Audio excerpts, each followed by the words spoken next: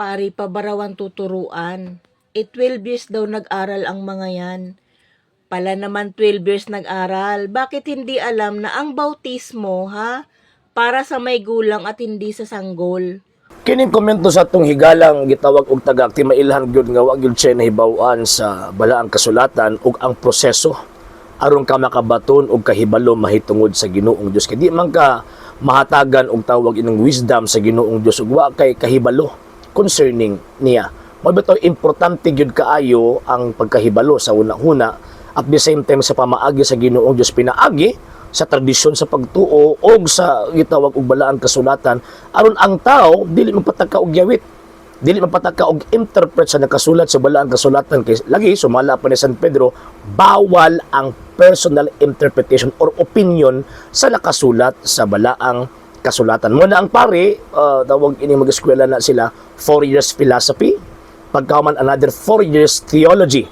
Yan na pa na gitawag og lain pang kining another years nga magmaster o magdoctorate na sila. So mga bana-bana moabot sa 12 to 16 years kay ano man kay lahi magyud na ang understanding sa taas og eskwelahan ilabi na concerning bibliology o kining theology kaysa kanang naaras kilid-kilid nga nag-eskwela lag unom ka bulan. Mura ba og kan ba? Mura ba og kana bitang huna-huna sa mga tawo nga naka-graduate og kolehiyo og kadtong mga wa naka-eskwela or nakasunod lang, di man na sa ingon nga tawag ining ato ang gi-underestimate kadtong mga igsuon nato nga in town, wala in town nakaabot sa tawag ining kolehiyo. Pero ang point nato is dili ingon ana kalalom ang pagsabot sa mga buta nga dapat nilang tun-an or dapat nilang gitawag og mahibawan. So kana mga pari, syempre ang ilahang ginaangkunan magud divine science magud.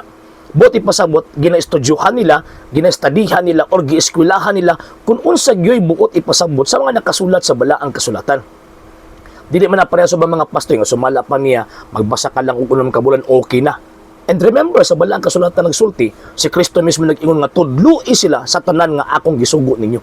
Wala man yung si Kristo nga pabasaha sila sa tanan nga inyong gisulat. No.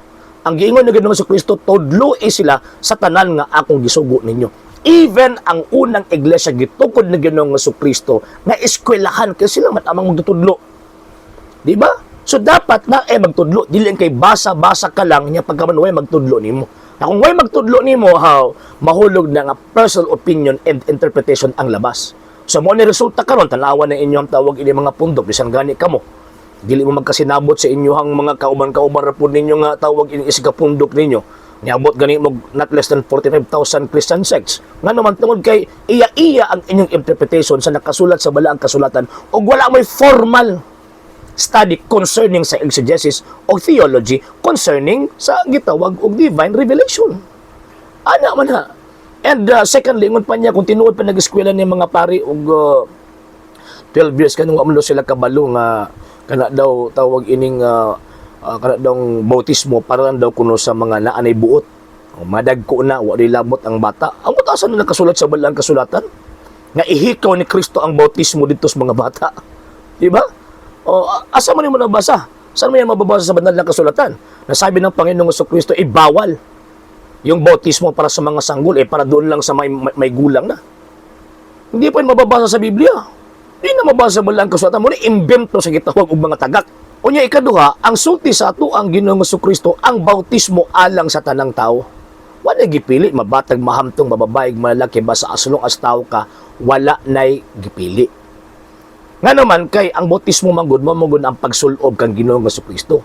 So ihikaw din mo na sa gagmayng mga batang mga masuso. Hindi mo patatanggapin yung mga sanggol. Kay Panginoong Kristo gusto mo na hayaan lang sila na hindi makakatanggap at isusuot nilang Panginoong Kristo. Galatians chapter 3 verse 27. So siya may tabuan na. Tablara nga imong gihikaw ang kaluwasan sa mga bata.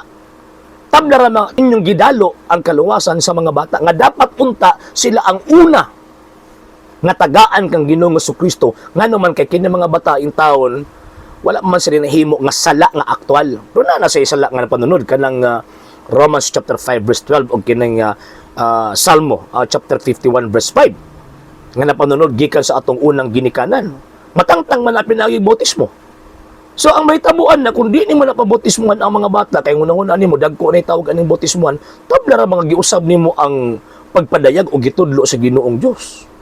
So kung giusab nimo na igo ka sa inyong prinsipyo nga ang magdugang dugangan ng hampak unya ang magkulang kulangan sa ang imuhang gampi sa tawag kay naging harian sa Dios.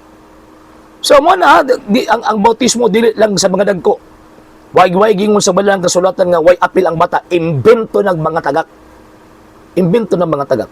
Kaya ang gisugo sa balang kasulatan, ang gitawag og bautismo alang sa tanang tao, apil gyud ng bata always. Okay? Sa hindi pa po nakapag-follow sa mga pages po natin, i-follow nyo po yung mga pages po natin, RJ Horolanciano II, TV Apolia Punto Argumento page, Kuya Apologist TV page, and RJ's Vlog 2022. And pwede rin po kayo mag-send po dyan ng Facebook stars. And also, sa ating po mga channels, sa hindi po nakapag-subscribe, i-subscribe po ninyo yung mga channels natin, Dalay Catholic, Apologist International Official, RJ Sano II TV, Kuya Apologist TV, and Barrio Kawayan Religious Forum. And pwede rin po kayo mag-send po dyan ng super sticker, super chats, and super thanks. And maraming salamat po sa mga kapatid ko mga Katoliko na always pong tumutulong sa programa po natin. Maraming salamat po. Nang dahil po sa tulong at suporta po ninyo, ang programa pong ito, until now, andito pa rin po sa social media. And until now din po, nangangailangan pa rin po tayo sa tulong at suporta po ninyo dahil wala po kami magagawa rito mga sir, mga ma'am, kung wala po yung tulong at suporta po ninyo. Sa gusto pong tumulong, sa gusto pong sumuporta, pwede po ninyong ipadala ang tulong at suporta po ninyo sa pamamagitan po ng ating mga account numbers dyan po sa ating pong screen. And pwede nyo po kaming i-message sa ating pong page kung via remittance po yung ipadala po ninyo. Maraming salamat po in advance.